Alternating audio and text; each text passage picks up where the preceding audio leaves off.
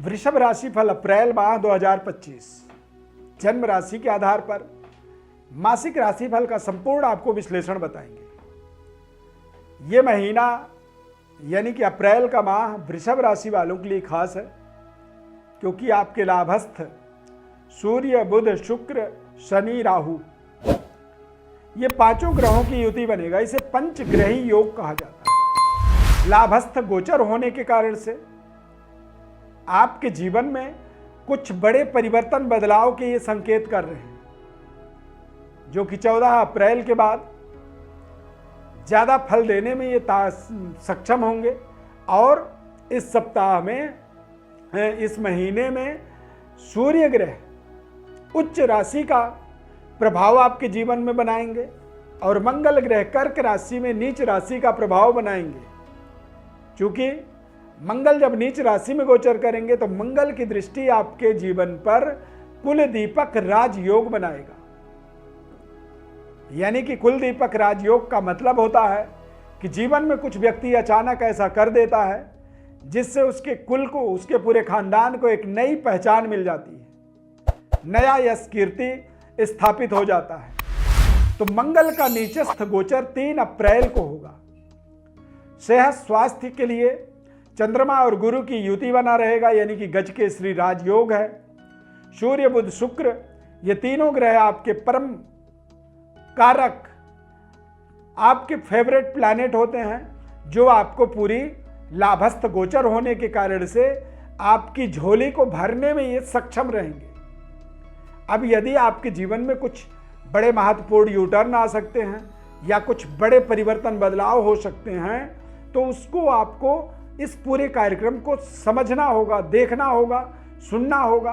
और जब आप इस पूरे कार्यक्रम को समझेंगे तो अगले 1 महीनों का आपके जीवन में पूरी महत्वपूर्ण विश्लेषण आपके दिमाग में समा जाएगा और फिर आप उसका समय समय के अनुसार अपने जीवन में बदलाव होता हुआ देखेंगे और आप स्वयं भी बदलाव करने में समर्थवान रहेंगे, क्योंकि आपको पता होगा कि आपके जीवन पर अगले 1 महीने में क्या होने वाला है।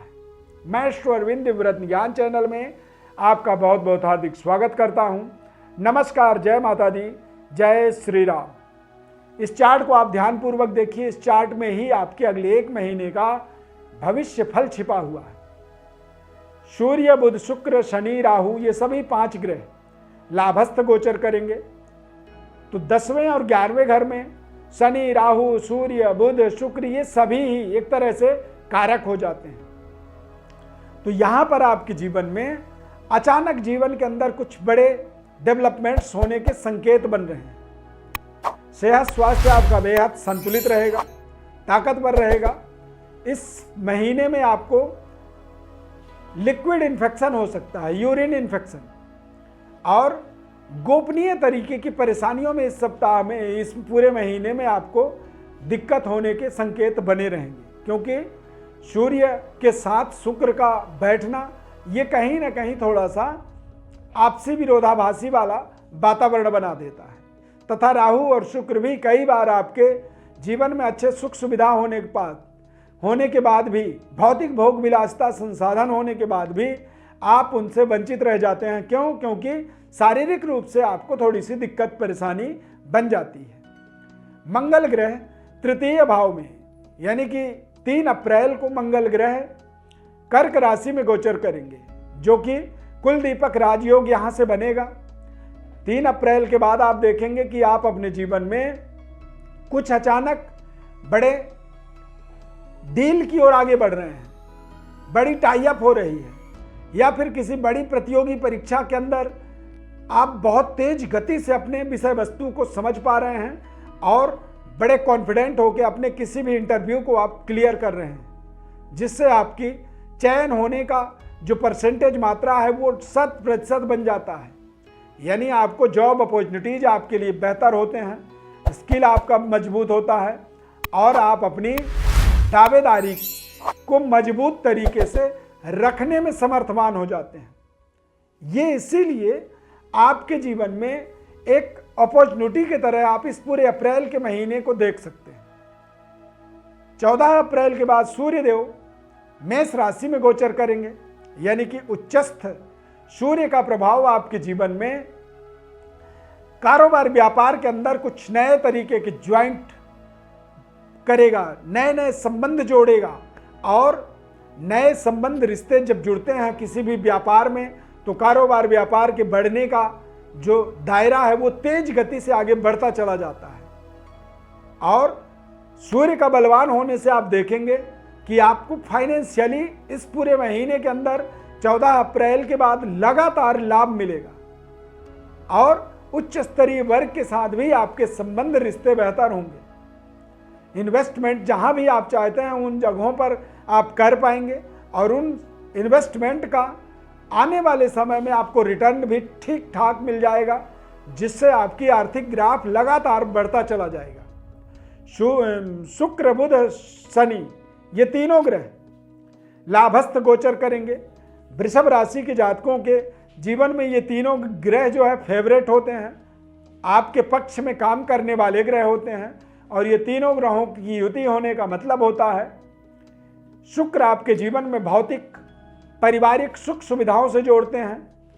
यानी कि मान लीजिए आपका वृषभ राशि है, शादी विवाह में कोई बाधा थी वो दूर हो सकती है, नए रिश्ते जुड़ सकते हैं और पारिवारिक सुख, दाम्पत्य सुख की प्राप्ति होगी।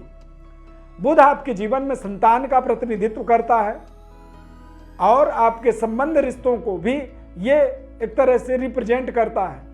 तो बुध आपके लिए संतान के तरफ से सहयोग करेगा और शनिदेव आपके भाग्य का आपको लाभ देंगे। शनिदेव जब मीन राशि में सक्रिय भूमिका में काम करना शुरू करेंगे तो आप देखेंगे कि आपका भाग्य आपका लगातार आपके पक्ष में काम करता है। अब आपका भाग्य काम कर रहा है, इसको आप कैसे पहचानेंगे?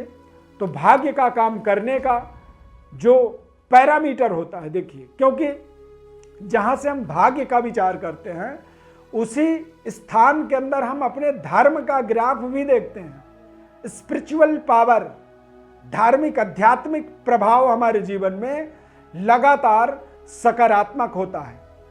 आध्यात्मिक पावर की विस्तार होती है। तो आप अपने भाग्य का पैरामीटर को सेट करेंगे अपने आध्यात्मिक विकास के ऊपर, आध्यात्मिक जागृति के ऊपर।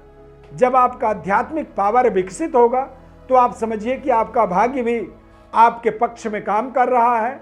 और जब भाग्य पक्ष में काम करता है तो ऐसे समय में व्यक्ति को अपने पूर्वजों का, पितरों का, पिता का और पैतृक विरासत का विशेष लाभ प्राप्त होता है।